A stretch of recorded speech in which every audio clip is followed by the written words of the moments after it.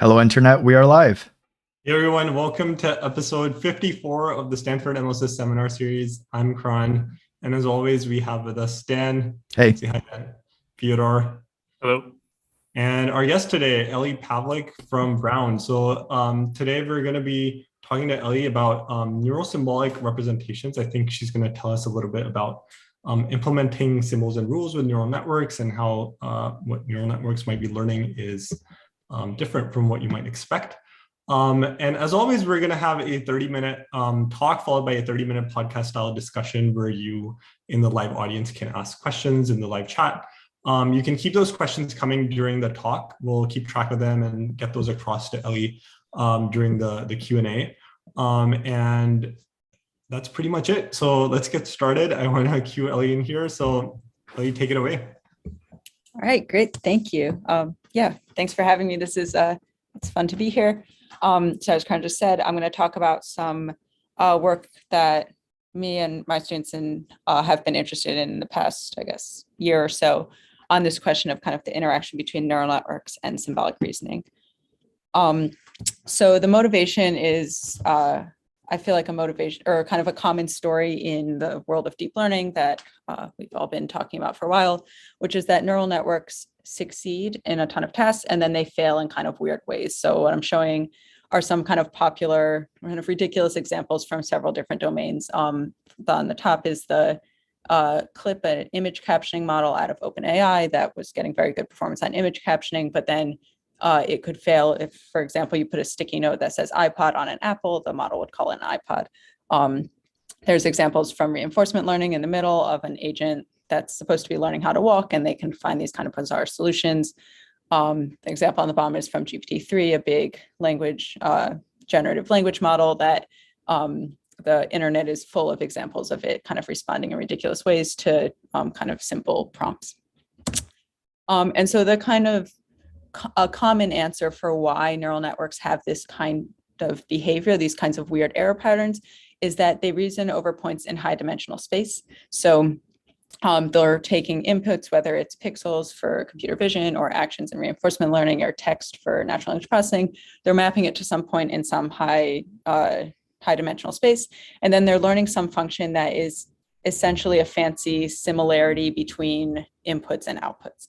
And so they're reasoning over really complex inputs, but there's no kind of internal structure to the representations of the inputs and the outputs that is kind of below or kind of internally structured within these problem spaces.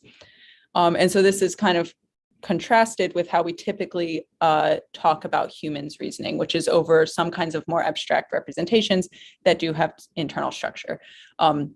So when we think about these kinds of human-like representations, we tend to think in terms of things like logical rules, so if-then statements or kind of predicates like always and never, and they're applied to some kinds of symbolic concepts. So we can think of predicates like above, which we can generally think of as being true or false, or notions of concepts like apple or attributes like green. And this doesn't mean we're saying humans do kind of strict logical reasoning all of the time, but rather you can do illogical or even probabilistic reasoning, but over these kinds of symbolic notions. And that's kind of the way we tend to conceptualize problems. And so there's kind of an age-old question of what role, if any, neural networks can play in problems that require symbolic reasoning.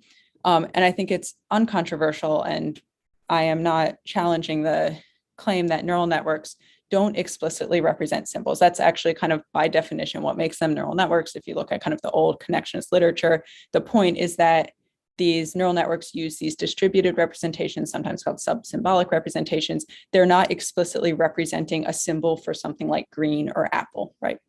Rather, they're working in this kind of lower or these low dimensional, high dimensional, depending on who you're talking to, representations of inputs and outputs that are not explicitly symbolic. But when we think about symbolic reasoning, we want, like in this talk or kind of what we're working at my lab, and I think many would have this intuition that symbolic reasoning is really what we would call a computation level phenomena. So this is borrowing some language from David Marr, who's a cognitive scientist who talked about levels of abstraction that we can used to analyze systems, and computational level is kind of that highest level of abstraction. You can think of it as kind of an API level description of what does a system do and why. But it contrasts with what we would call the implementation level. So you can think about like a software engineering class where you have to implement an interface and you say like, this needs to behave like a linked list, but it doesn't matter how actually you make that happen under the hood. Or you can say this needs to be sorting and doesn't matter what kind of list structure you do under the hood. So that's the kind of contrast that we see here is we might have some symbolic reasoning at this computation level, but a neural net could in theory serve as the implementation of that symbolic reasoning. And so that's been kind of put forth in philosophical and cognitive science literature, but it's, at least from what I've seen and to my knowledge, there's not been really clear proposals of what that would look like, what it would actually mean for a neural network to be an implementation of this kind of symbolic reasoning. So that's what I'm really interested in talking about in this talk and what many of my students are interested in working on right now. And so really we want to look at what would it mean for a neural net to implement a symbolic system. And we're thinking of this as some kind of functional equivalence to a more traditional symbolic system, where a traditional symbolic system might be something like a Bayes net. And in particular, in trying to answer this question, we want to focus on what kind of evaluations we need. And these are evaluations that need to go beyond system performance. So in natural language processing, which is my field, or kind of in machine learning in general, we focus a lot on system performance. So like how well do the systems do on tasks? Are they at human level performance on image tasks or language tasks? But that's really not sufficient to answer this question because, you know, two very, very different systems can both get 90% accuracy. So in particular, we need to come up with other ways of evaluating what the representations look like, what kind of form they have, in order to answer questions about whether we can think of these systems as being kind of functionally equivalent to a symbolic system. So I want to advertise a lot of my students work in this area. I won't have time to talk about it, but Charlie Lovering is one of my PhD students who's been doing a lot of work here. Jason Wei is an AI resident at Google who's been doing really good work on this type of topic. Rohan Jha was a undergraduate at Brown who's now at Microsoft, and Aaron Trailer and Roma Patel are also two of my PhD students. So they've all been doing work on various aspects of kind of getting at this question. I only have time to talk about some of Charlie's current work. This is unpublished, so I think it's more fun to talk about unpublished work because you can read the rest. So that's what I want to highlight today, but I want to just call attention to my other students' work as well. So in this talk, I'm going to talk about a particular project where we're looking at kind of labeling of simple visual concepts. So the domain we're going to deal with here is what I'm showing on this slide. We basically have 18 kind of abstract high-level concepts, and they have kind of arbitrary names. So we have things like DAX, Blick, Glorp. And these 18 concepts are composed, each of them is composed of 3 basic concepts. So they each have a shape that can be an oval, a rectangle, or a polygon. They have a layout, so that can be this vertical, horizontal, or ring orientation. And they have a stroke, which can be either smooth or fuzzy. And we're going to just train a neural network end to end to differentiate these 18 different classes. And then what we're asking is what kind of internal representations allow it to differentiate these classes. And so when we're trying to evaluate those representations, we want to evaluate them in terms of whether they meet criteria of being kind of symbolic concepts. And so to get those criteria, we're basing our tests off of some work by Jerry Fodor, who's a philosopher, particularly a kind of philosopher who was fairly anti-neural network and kind of advocated for the belief that like humans are symbolic reasoners. So we're using a set of 5 kind of desiderata that he laid out in one of his books about what concepts need to be, or what concepts look like in humans. A lot of Fodor's work is fairly controversial. We're not endorsing all of it, but I think these 5 criteria are fairly intuitive and uncontroversial for kind of what we think of kind of human-like conceptual representations as looking like. So I won't read through all of them, but I'll call out kind of main themes, which are the pieces that we try to operationalize in this evaluation. So one of them is the notion of causality, that the conceptual representations should be internal to the model, right? They're kind of part of the model's, in his case, he's talking about humans, so mental state. They're not external physical properties of the world.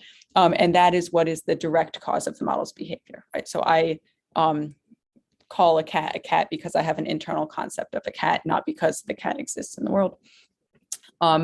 There's a huge emphasis placed on groundedness. So the concepts need to refer to things in the world in a consistent way that allows people to communicate using similar words. And a huge focus of this work is on kind of the internal structure of concepts, and particularly that they have constituency structure. So that's the kind of thing that allows them to support kind of productivity, like infinite productivity. We can come up with infinitely many new concepts. They're compositional and systematic in specific ways. So we can think of these kinds of criteria as providing a high-level API for that, like if a system is going to be said to have symbolic concepts, it should implement this API. And I'll go through the tests one by one as I show the results, but I think it's kind of easy to imagine, like if you want to think of what is a kind of quintessential system that we would think of as meeting these criteria or implementing this API, we can think of something like a Bayes net. This is like in a lot of kind of computational cognitive science literature, people like to use these kinds of probabilistic Bayes net types of graphs as examples of good models of humans that have symbolic components. So in those kinds of systems, you have some input like this snowman figure here. And what you would imagine happens is the system processes the input, and then internally in the system, it activates these kinds of constituent concepts. So it says, okay, I see that there are ovals, and I see that there's a vertical orientation, I see there's a smooth stroke, and these get joined together through some, in this case, just a naive conjunction, and then that causes the model to output DAX. And if it gets some different input, a different subset of the internal nodes are activated, and the same composition function is applied, and it says it's a blick. So that's kind of what we can have in our heads as kind of the typical or the conventional system that would be said to kind of implement this API. So I will go through one by one as I go through the results. These 4 different tests that we use as kind of a distilling photos criteria, and kind of what this would mean in terms of the kind of traditional Bayes net-y looking system, and what it would mean in terms of the less traditional neural net system. And then evaluate the neural net system. So I'm just laying out these 4 tests here, and I will go through them now in turn. But they're basically a notion of groundedness, type level representations, modularity, and causality. So I'll start with the groundedness condition. So this comes from 2 of the photo criteria that I mentioned before. The notion that the model needs to be, or the concepts need to be grounded. So they need to kind of reliably refer to aspects of the physical world, the world external to the model. And they need to do this in a way that is shared across people who have the concept. So I said before that that performance is like not the most important dimension when we're doing this evaluation, but the groundedness task is, I think, best understood as basically system performance. Like if we want to say the system like has good symbolic representations of these concepts, it needs to be good at labeling them, and it needs to respond correctly to changes in its input. So the groundedness test is basically just saying changes in the input should lead to the kind of expected changes in the labels, right? So this one is probably the easiest to think of operationalizing for a neural net. We just want to make sure that it's getting good prediction accuracy on this 18-way classification. We set it up a little bit more carefully or subtly than maybe a typical like random train test split. So we just want to create counterfactual minimal pairs so that we know that we can attribute the model's change in prediction to the correct aspect of the input. So here we say, okay, we have this picture of a DAX. We're going to hold every dimension possible the same, except just change the one feature, in this case, stroke from smooth to fuzzy, and the model should change the label from DAX to boop, because that is by definition what differentiates DAXs and the boops. If the model fails on this task, it means that it's like grounding the concept of DAX or the concept of boop to the incorrect perceptual features. Okay, so we have performance. So random performance, this is a 1/18 classification. So random performance is 1/18. And here we're showing results for 2 models, ResNet and CLIP.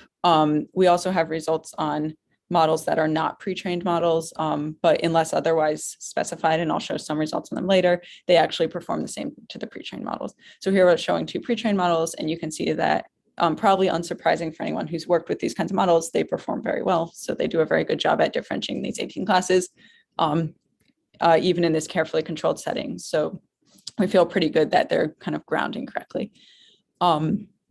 We can add a little more nuance here. So in the naive training setup, there's nothing for the models to use to differentiate classes except exactly the features that we've defined as being important to differentiating the classes. So those 3 constituent concepts. So there's no like spurious correlations for the models to exploit.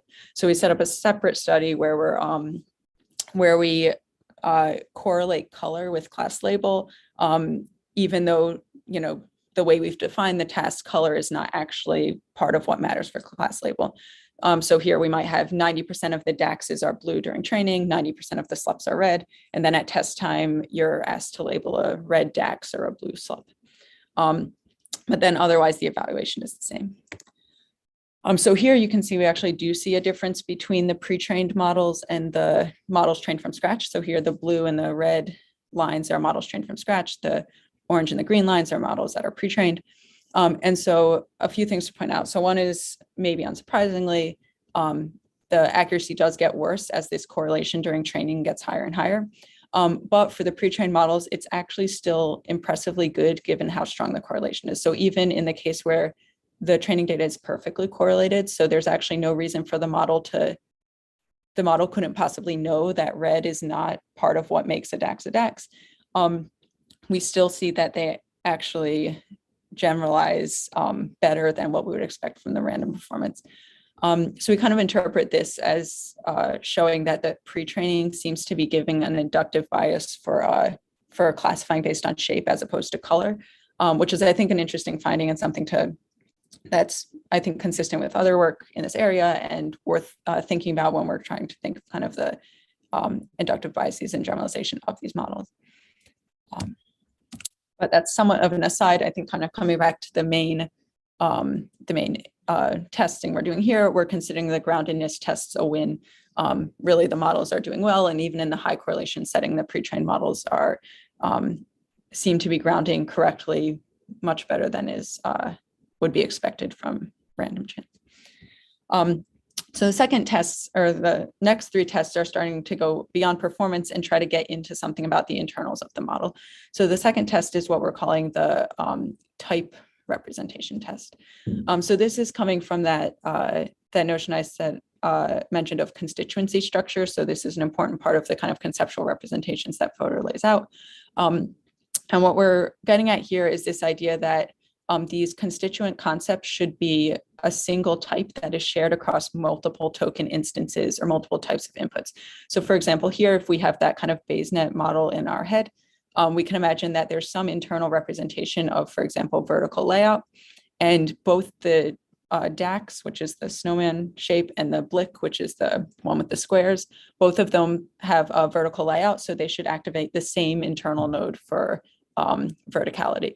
There shouldn't be, for example, a notion of vertical in the context of circles and then a separate notion of vertical in the context of squares. Instead, we want to see that there's a single vertical type that is reused repeatedly across these concepts. So to test this in the neural nets, what we're going to do is basically train a probing classifier, if you've seen this kind of work in NLP and computer vision. So what we're going to do is we're going to train a classifier over the internal state of the network. So pass in some inputs, grab the activations, and train a classifier to tell us whether or not and this is like a simple linear classifier to say whether the input had a vertical or horizontal or a ring orientation. And we're going to train that classifier using just what we call one slice of the data. So using DAXs, SLUPs, and SERPs. So these are identical in all constituents except for the layout dimension. So that gives us our layout classifier. And then the test is whether this classifier performs well when we give it inputs that are different than these training ones. So now that we give it a GIX, it's never actually seen these squares before. If it still says that it's a ring layout, then that means there's kind of a single ring type represented internally that's being activated in the same way by the rings instantiated with circles and the rings instantiated with squares. So that's how we set up this test. Again, we're going to look at the clip and resonant model. You can see here random performance is higher because it's 1 in 3 for 2 of the constituents and 1 in 2 for the third constituent. So it's somewhere around 37%. But you can see the resonant clip models again are variation close within variation of 100%, performing very well, which suggests that these kind of concept detectors are shared and being reused across classes. We can again add a little bit of nuance. So we tried training in a couple different settings. One is what we call the harder setting. So that's where really the model is trained to differentiate, for example, layout using only 3 different classes. So only smooth, oval, and then the different types of layouts. And the other, you get to use all except the held out test class. So in both these cases, you're testing on fuzzy polygons. But in the harder setting, you can only train on smooth ovals. And in the easier setting, you can train on all kinds of combinations except fuzzy polygons. So we try both of these, and we see that I guess unsurprisingly, the harder setting performs worse and with higher variance, but they still both perform well above random. So this kind of just suggests that when we get more diverse training data, and here we're controlling for the amount of training data, so it's really about the diversity of the training data, you get more stable and more general type representations than you do when you get less diverse training data, but there's still good evidence that the less diverse training data does provide something that is fairly stable and reused. So we're considering it a win on the type representation as well. So our third test is also related to constituency structure, and this one is the notion of modularity, and it's going to build on the tools we just used for the types. So here the modularity constraint is basically if we have these type representations, they should be reused by different input instances, and they should be kind of discrete and separate from one another. So if I were to pass in this DAX here and I get ovals and verticalness and smooth strokes, I should be able to go in and ablate one of those. So I should be able to, for example, ablate the ovalness and not actually damage anything about the model's understanding that it's vertical and it has a smooth stroke. So in order to do that on our neural net, what we're going to do is take this layout classifier, the same one I just described, and then we're actually going to train basically an ablator. And to do this, we're using a method called iterative null space projection, or INLP. This was introduced a little over a year ago now. And what it basically does is just knocks out one dimension at a time from the hidden state or the internal representation until the model can no longer detect layout. So in this case, if we're removing layout, it shouldn't be able to tell the difference between DAXs and SLEPs anymore because they're identical except for the layout dimension. So when we train this, we can train it on a single slice of the data like we did before, and we effectively get a layout remover. And now the test is similar to what we did before. We care about whether it can generalize to new objects. So we would hope that this layout remover, now I can pass in this blick that has squares, even though squares weren't seen in training. And what I'm assuming, if the model is passing my test, it should return a representation that looks something like this parenthetical thing at the bottom. It should be like there are squares and there's a smooth stroke, but I'm not sure what the layout is. So to check whether that's in fact the case, we're going to take the output of the layout remover and we're going to test each of our classifiers on it, and we should see good performance on the dimensions that were not ablated, but bad performance on the dimension that was ablated. So the results I'll show you look like this. We're basically going to look at bars, and on the dimension that's being ablated, we should see performance at or below random. On the other dimensions, it should be, high, close to ceiling. And so I'll show 6 different bars. The columns are showing the different models and the rows are showing the different dimensions that we ablate. And you can see that for the most part, the trends are as expected. Performance is low when it should be low, high when it should be high. This is for the models that are trained in that harder setting. If we train in the easier setting, we see that the trends look even better. So we're considering modularity a win as well. So the final test is causality. And so this kind of builds on the modularity issue. So again, here what we want to see is not only that these things are represented as these discrete types that are reused, but it should be the case that the model's predictions are kind of causally connected to these constituent concepts.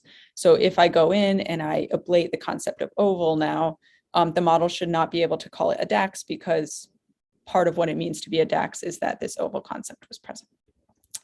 So what we're going to do here is use that layout remover that we just trained, pass our inputs through it. And so, for example, here, if I pass in this blick, what I should see is that the model should be at chance at differentiating blicks from wugs, but it should be very good at differentiating blicks from the other kind of competitors. So blicks and DAXs differ in shape, and it should still be able to tell the difference there because I didn't remove the notion of shape, but blicks and wugs differ only in layout, so the model should not be able to tell the difference. So again, we're going to look at some results that like this. We have models along the columns, and the top row is showing the performance on classifications that don't depend on the ablated concept. So performance there should be high, and the bottom row is showing performance on classifications that do depend on the ablated concept. So performance here should be low. And here we actually see pretty bad results. So the performance is much better than it should be across the board. So it's performing well, even in cases where it really shouldn't be performing well because we allegedly ablated one of the concepts that was supposed to be key to the classification it's making. So here we see what it looks like a failure. So these are kind of our main results is we're passing on 3 tests and we're failing on the causality test. I want to give a few notes about kind of the work we're currently doing on what's going on in that causality test. So personally, I think the results are actually will ultimately be positive, but there's several technical things we're working through and it's still kind of an open question. So we have a couple hypotheses about what is likely going on here. And I think we probably are dealing with a mix of all of them. The main one that we've been looking into is this, that the causality we care about is probably encoded layer-wise. So right now, all of our tests are kind of just dealing with this top layer of the network, but these are deep networks that have many, many layers. And so we might end up seeing internally is that these constituent concepts are kind of activated at that early layer. So early on, the model says, oh, there's ovals and there's a vertical layout and there's a smooth stroke.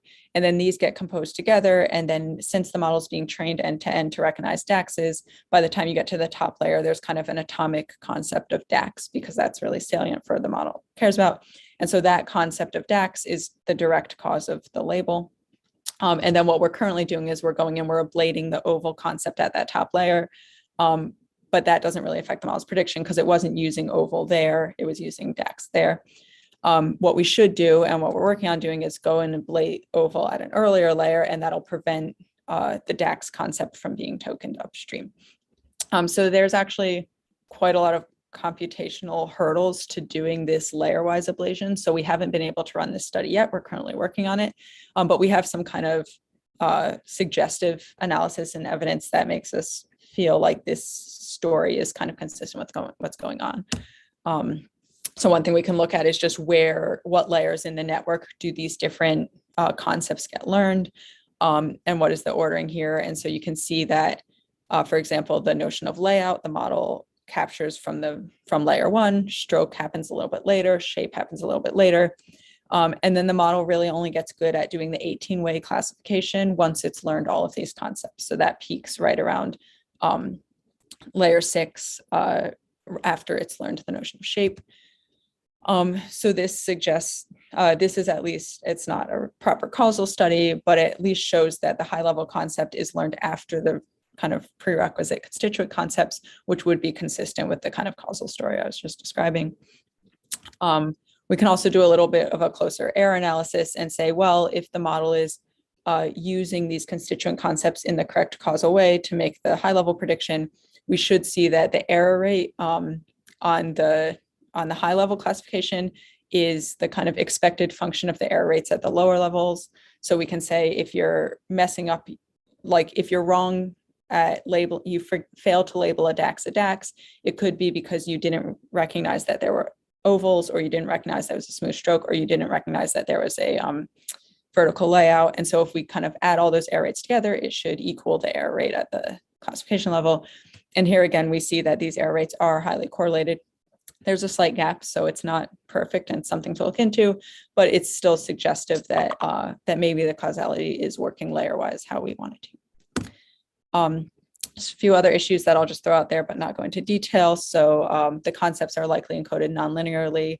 Our current ablation techniques are linear. So we're working on a nonlinear alternative that would allow us to capture these concepts that might be encoded nonlinearly. There's also an issue that a model could very well represent the concepts correctly and then choose to use some kinds of spurious features as a result of the training data. This isn't really an issue of whether or not the representations are symbolic, but more has to do with the model's particular training preferences. So I don't have time to get into that, but I can point to my students' iClear paper from last year where we looked at this kind of an issue in detail. And then, of course, there's the possibility that the neural nets just don't actually have anything that's justifiable as symbolic conceptual representations. That very well may be the case. So the jury's kind of out. My current feeling is once we go and address these first 3 bullet points, what we'll have will look something like this symbolic model that we're talking about. But a couple months from now, once we've done these things, or a year from now, maybe I'll eat my words and say, no, actually, it turns out they're just doing a big fuzzy matching, right? So more work needed on this area. So kind of summary, using these tests we're looking at, we have success, I think clear success on several counts. Groundedness, reusability looks pretty good. Modularity looks pretty good. The causality results look negative, but I think these are kind of pending new types of computational analyses that will allow us to kind of address this question completely. And in terms of kind of a more general discussion, I think the big point I want to make and that I would like to see more discussion of is thinking about symbolic reasoning as this computation level phenomenon. There's a lot of work on kind of neuro-symbolic architectures right now, and lack of symbols is commonly used as a criticism of why neural networks can't solve certain tasks. I don't think there's anything wrong with building neuro-symbolic architectures. I think that work is great, but I think there's an interesting fundamental question of whether the neural networks actually are capable of implementing these kinds of symbolic tasks, even if we don't build them in, build in the symbolic components directly. And so when we want to ask this kind of question, we want to think of whether, like, kind of embrace the fact that it's in principle possible that neural networks could be functionally equivalent to these other kinds of models, and we should analyze them from that perspective. And doing this requires looking at evaluations other than performance. So in particular, we want to look at evaluations that focus on the form of the representations the models are using. This isn't so much because some representations are inherently better than others, but if we want to understand what's going on, we need to run evaluations that impose constraints on the kinds of representations the models are using. This looks a lot like the kind of work that people do in cognitive science and psychology when we're trying to figure out what representations people are using. So it really requires this kind of hypothesis-driven research. Like if a neural net is using this type of representation, we should see this type of behavior, propose that, test those hypotheses, and then we can kind of start to home in on what exactly is happening under the hood. And hopefully have a better understanding of why they're succeeding and why they're failing in the ways that they do. And that's it. I think I'm a couple minutes over time, so thank you very much, and I'm happy to answer questions. Thanks so much, Ellie. That was a great talk. It was definitely nice to see sort of more, fresh work, right? It's kind of something that I agree is more interesting to discuss. We can always go back and read all the older papers. So I want to remind folks in the audience to please put your questions in the chat. I think we have a lively set of questions there already, but we'll try to get those across to Ellie, so keep them coming. So I think to kick things off, I guess I was just curious about, to start off, like, I guess you talked through this like notion of types and how what you want is essentially when you have these two different I'll call them objects or inputs that correspond to, say, I think it was DAX, and forget what the other one was, but basically they were both vertically stacked. And so the orientation was the same. I guess one of the things that you talked a little bit about was like they should map to something that's the same thing inside the model. And I was just curious about, I guess, like neural networks typically learn these very distributed representations. And I think the way that you test for types as well is this kind of linear probe method, right? So I was just wondering when you were talking through that, whether there's a way to understand kind of this many to one kind of mapping more accurately, because in some sense it could still be distributed. Like, so one thing I was thinking of was, like, I think you mentioned this as well, like there could be subtypes, right? Like you learn it different for each of those categories. And then, I mean, just playing a little bit devil's advocate, I was just thinking, like, why is that necessarily bad? Like maybe that's just making it a lot easier to actually learn the task end to end. So there's a few pieces of that. So one is the notion of the distributed representation. So the neural nets are absolutely using distributed representations, like that is what they're doing. And so that's why I think we want to use this notion of functional equivalence. So it is fine if what is happening under the hood is a ton of different kind of separate representations, as long as it is possible to recognize that they're all actually instances of the same.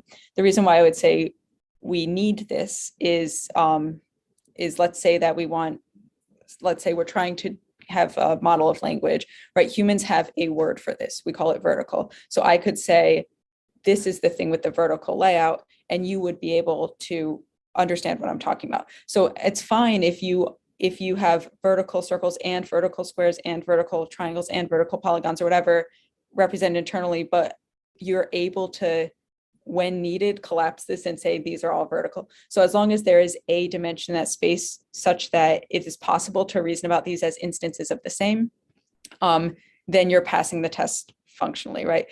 We're not requiring, and there's other work that kind of looks at the neuronal level, like there needs to be a node, like a single node in the network, like this is the verticalness neuron, right? And it's really exciting when we see that kind of work, like the cat neuron or whatever, but I don't think we should require it to be the case. And in fact, I think by requiring it to be the case, you lose what makes neural networks.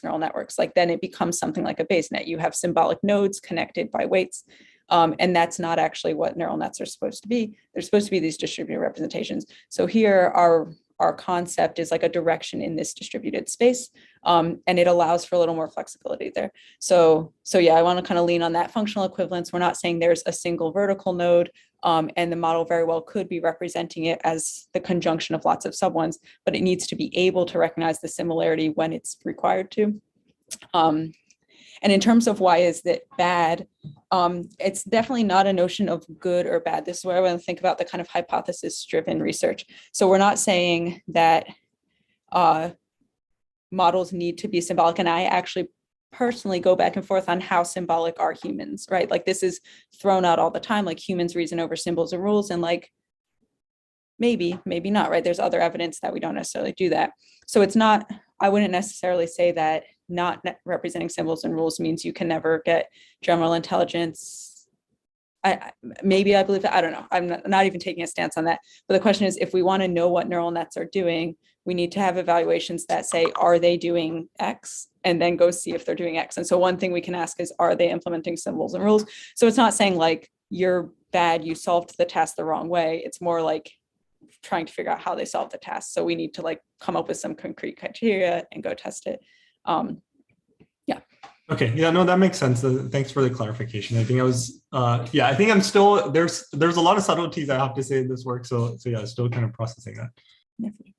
Just to follow up on that, if we were to try to apply a similar kind of framework to a more real world kind of data set, and try to understand if the model is learning kind of symbolically, I can imagine that it might be hard to identify the set of concepts that, or things that symbols essentially that the model should be picking up on in order to test for them.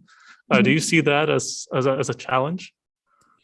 Definitely. So I think, so I'm fundamentally like a language person.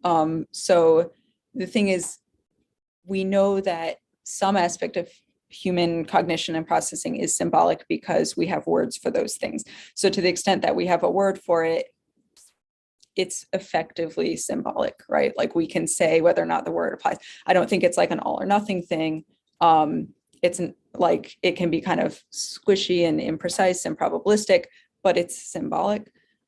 So for something like understanding visual inputs in terms of sets of symbols that should or shouldn't be activated, I think here you fall into the same problem you fall into trying to figure out what humans are doing. But I could imagine some kinds of evaluations, which is you can ask people to freeform, describe what concepts come to mind. And some of those, when you look at kind of the studies of human kind of conceptual networks, right? It's very freeform, and I think actually plays nicely with what we think neural nets might be able to do, which is like if you see a picture of a cake, you very well will start activating things like birthday and celebration that none of the visual inputs are necessarily allowing you to make that association, right? But they probably should be active, and they might factor into reasoning, and that's fine. So we could, I guess, in theory, go probe for those things. There's a lot of technical reasons why that would be hard. But what I think in the toy domain it's possible to do is come up with kind of precisely this set of concepts are all and only the things that should be active. In real domains, that's not the case. Like there's probably not a finite set of concepts that like when you see this picture of a cake, these are the concepts you should have. But I don't think we should try to define it that way, because why would we need to? I don't think that's how the world works. But you could imagine coming up with something similar where we would say, let's figure out what kinds of things humans activate and see if we can test whether or not they're the same, right? So we use the toy domain because it gets around that problem.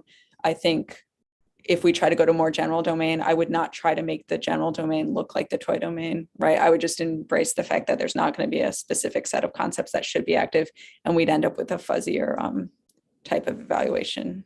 Yeah, that makes a lot of sense. Thanks. Yeah. I found it interesting that you said that you're fundamentally a language person, and that got me thinking a little bit. Have you thought about how you would run tests like these on the language models that are becoming popular these days? Because, language, words are obviously much more symbolic, but how would you differentiate between, something like some statistical, distribution learning versus some analogs of these concepts? Yeah, so I have a lot of thoughts on this. So yeah, so as a language person, there's something deeply unsatisfying about the text-only models, right? Because I think of the inspiration for what kind of concepts should a network have, or like something like this work, we can draw inspiration from work on kind of human development and human conceptual representations and stuff, but no humans are trained on only text. So if you have to like trace through kind of the causal link to where the concept came from, it's going to have to cache out in co-occurrences of words, which is just fundamentally different from humans. So the concepts are kind of by definition very different in a way that makes it somewhat unsatisfying to work on this, like to answer this question on those models, which is why we ended up working on vision on this. Like, I feel like I'm a language person and I care about language, but to answer this language question the right way, I feel like you have to go work on the other modalities which really support language, right? That said, the language models we have are really impressive. And so we do have, I called out Roma Patel as one of my students, and she has a paper coming up in the iClear this year. We're trying to look at whether actually the conceptual space that the text models do learn, though, might actually be isomorphic to what they would have learned in the grounded space, and perhaps we can map those. And so a couple years ago when I was starting at Brown, I was just like on the multimodal kind of bandwagon of like, we can't possibly learn language without these other modalities, yada, yada, yada, like you need to learn from vision and whatever. And as I've seen how impressive the text-only models are, I'm like, well, maybe you can do everything except the grounding. So maybe you could actually learn, if you think of this kind of Bayes-Netty conceptual web, maybe you can learn a perfect connection between all the symbolic lexical concepts from text, and then all you're missing is the actual grounding. And so you could imagine something like that. And that's kind of how I've been thinking of it, is like, maybe I wouldn't run these kinds of causal studies just because I don't think it makes sense in the text domain, but I would look at things like what Roma was looking at, which is like, is it possible that the conceptual space that the text models learn maps on in a perfect, lossless way onto the conceptual space that you would have learned from the non-linguistic or from the multimodal inputs. And if that were the case, then you would then you could probably do everything that you would need to do with the text model, even though you were kind of lacking those modalities. Right. One of the interesting things I think about CLIP is that they kind of train the language and the vision model side by side, and the representations are kind of matched in some way. Have you, do your experiments on the vision side of CLIP tell you anything about the text side of that encoder? Yeah, I mean, I think there's a lot to explore with how these language and visual models are jointly trained. And actually, Chen Sun, who's new faculty here at Brown, is coming from Google. We've been talking about this more, so I'm hoping we can do some exciting work on this area, because it's an open question. Again, I always like to use humans for inspiration, right? It's an open question how much, which concepts are kind of pre-language and which concepts are influenced by learning language. And so you would imagine there's actually some interdependency there, but it's not like everything should be trained exactly jointly, right? There's some ordering. In CLIP specifically, yes, they're trained that way. And I think when, like, the one result we showed with the shape bias, like, I think that very much comes from the training objective of models like CLIP and honestly ResNet. So ResNet is trained on image captioning, which isn't explicitly language, but it's effectively language, right? It's like naming classes. So I think both of those training objectives induce this kind of a shape bias, because we tend to label classes on shape more than color. And I would imagine that comes from language. So I would be interested in training or in testing some other visual model that doesn't have any kind of linguistic supervision, like CLIP, or maybe something like the SimClear models that are completely trained, self-supervised, or vision like that. Yeah, and there you might see different kinds of, I mean, I also think our task is so toy and so simple that we might not see deep differences, but if we were to make it more complex or on more realistic data, then I think you very well will see different concepts arising from having trained on the language, on natural language versus simple classification versus no language at all. So that would be something I'd really like to explore. Right. I remember reading also just a quick comment that, like, I don't know where I saw this, but like, I think folks have started to use CLIP for like more like embodied tasks or something like that, and like just the pre-trained CLIP embeddings, and found that they generally are better than using just, you know, image embeddings or stuff like that. It's interesting. Yeah, and it makes sense. I mean, like, having these different methods, and they really do complement each other, and it is more akin to how humans learn these kinds of things. I want to take a moment to ask some of the questions that we've been getting in the YouTube chat. So one of the recent questions, so a couple questions from Pat Langley. One of them is about the causality test, and whether you've thought about concepts that are kind of gradients or like partial concepts instead of all or one. Sorry, all or none, sorry. Yeah, definitely. And so I think, so there's some really good work. I just saw this work from, his name's Jacob Feldman, cognitive scientist, who tries to look at different concepts in humans and which ones should be treated as symbols and which ones should not be, right? So and it really has to do with whether the kind of distribution of the thing it's referring to is kind of peaky or kind of smooth, right? And so there definitely is a case for treating things as effectively symbols, even when they are like, even if you don't think of things as all or none, but something like apple, right? You can always come up with things that are confusingly somewhere between an apple and a banana. Like, you could generate such examples, but we mostly want to think of apple and banana as symbolic. And so that's the kind of thing we're focusing on here. There's a ton of other concepts that are inherently graded, like tall or light and dark or something like that. And so those kinds of concepts, I think you would still expect them to play causally into decisions. But I think we would just tweak the type of evaluation that we would expect, where we would want to see like a proportionate response as we turned this knob, right? And here's where I think we would want to collect human data, or otherwise come up with clear predictions. I I've worked a lot with linguists and I'm interested in semantics, and one takeaway is it's really hard to intuit what humans do, and we shouldn't think we can armchair philosophize our way through it. So you usually want to actually collect data and say, how do humans respond to these kinds of things? But I think we would do something like that. I should also make clear that that graded doesn't mean not symbolic. So a lot of times I think people think of symbolic as like a formal logic, like a Boolean expression, but actually like we have a symbol for tall, and it's just a symbol that takes a graded value, right? So we should still get, we should still be able to pass these tests, but we would just maybe have a different notion of, rather than being on or off, it would have a value. Yeah. Cool. Pat also had a question earlier on in the talk. Could you comment on kind of if you take neural nets and think about things like their sample complexity, their compute requirements, how hard they are to train, and kind of contrast them with the classical, more symbolic learning methods. What do you think about kind of maybe the pros and cons or both, or the differences between them as you've been doing this kind of symbolic analysis? Yeah, so my current favorite way to think about this, and I can again point to some of Charlie's work where we've been trying to think about this, is thinking of something like pre-training as endowing models with these inductive biases.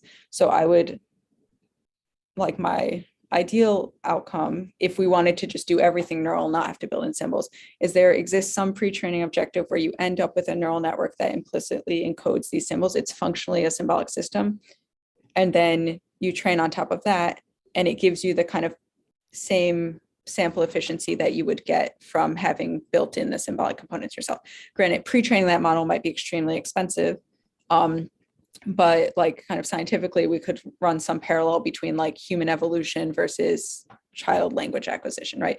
There's, you're hard pressed to find cognitive scientists now that don't believe humans are born with some clear inductive biases, stronger inductive biases than what, say, a transformer model has, right? And that those inductive biases are largely explained in things like symbols and rules, right? But I don't think that that means that it can't, that those inductive biases can't be the output of some very, very long pre-training process, right? So I think of like, obviously, if you're going to train a transformer from scratch, it's going to be sample inefficient, but we're seeing that pre-training is really, really powerful, and that models do get increasingly impressive sample efficiency, right, happening. And so maybe one story is that we're getting these kinds of symbolic E representations out of it. It's hypothetical, right? There's a lot of work to be done, and there's a lot of also just like tricks and hacks. Sometimes the neural nets appear to be doing way better than they're doing and stuff like that. But that's kind of how I would think about it. I also think that is a good reason for why I don't think of these kinds of work as competing with one another. Like, I think if you can show that certain symbolic architectures or neuro-symbolic architectures improve sample efficiency in these ways or are necessary for these tasks, then it kind of sets up a different question, which says what kind of pre-training objective would have resulted in a model that was functionally equivalent to that thing. It kind of like gives this like trade-off point of saying, like, what are the representations we need? And then one question is it possible to train a neural net to get those representations itself? And then the second question is, given those representations, what tasks can we do? And I think there's a nice like trade-off point there. I think like just kind of playing off of this discussion, I guess one of the things I was curious also about was whether you're thinking about, I think you mentioned like looking at maybe like nonlinear probes as well, but just also curious about whether you thought about characterizing kind of the hardness of extracting some of that information from the representation, because that seems like it's kind of part of this process of trying to understand, whether it's functionally equivalent and so on. To a symbolic representation. Absolutely. Yeah. So actually the iClear 2021 paper that I keep pointing to, Charlie's work, was looking at this exact issue. So there, what we were looking at is the trade-off between how hard a piece of information was to extract from the representation and how likely the model was to use that feature as opposed to some spurious correlations, right? So it's kind of this notion that if the good feature is easy to extract, the model will very readily use it. If it has to do a little bit of work to extract it, it's more likely to prefer these less like features that have less predictive power during training. So like, even if it's going to lead to a lower training accuracy, right? Like it'll prefer that feature. And so I think in terms of these probes, we would need to, well, I think they're kind of different questions. Like one is if we think of it as a symbolic representation, like is the symbol there, or is it possible to get the symbol? And then the other is the model going to use it to make a given decision or to solve a given task? And those things could both be true. And that's why I think sometimes like the failures at test time aren't necessarily diagnostic of not having symbolic representation. You could imagine a lot of explicitly symbolic systems that would show similar behavior. One would be, I mean, you can think of like the thinking fast and slow. Like you could imagine like an old school system where you say, I'm going to do like a quick retrieval, like an information retrieval, like I'm going to do a simple thing. And if that's not good enough, I'll go do the more costly one, right? And sometimes it'll appear good enough, and so you don't bother to the more costly one where you really should have done the more costly one. Like something like that could happen here. So I think there's definitely an important trade-off for trying to characterize the behavior of the whole system, but I think it's a slightly different question than whether the system is a symbolic system. But they're intimately intertwined, and we probably need to understand both. Yeah, it seems like also like a lot of I know a lot of folks I talk to kind of, they sometimes dislike the use of the word inductive bias because it's not often used in a very precise sense. Mm-hmm. So sometimes I think that also kind of is related to a lot of this discussion in terms of just, what does it mean to pre-train a model and have it favor certain solutions when you fine tune it, or have it favor certain symbols, or have a certain, functionally equivalent symbolic representation. Right. So yeah, definitely cool. Peter, Dan, do you have any final questions? And I want to get one final question in before we end. Go ahead. Okay, cool. So I guess, one of the things I was curious about, just kind of going to a 30,000 foot view, what's next after this research? And I was particularly curious, what are some of the things that you've thought through in like looking ahead?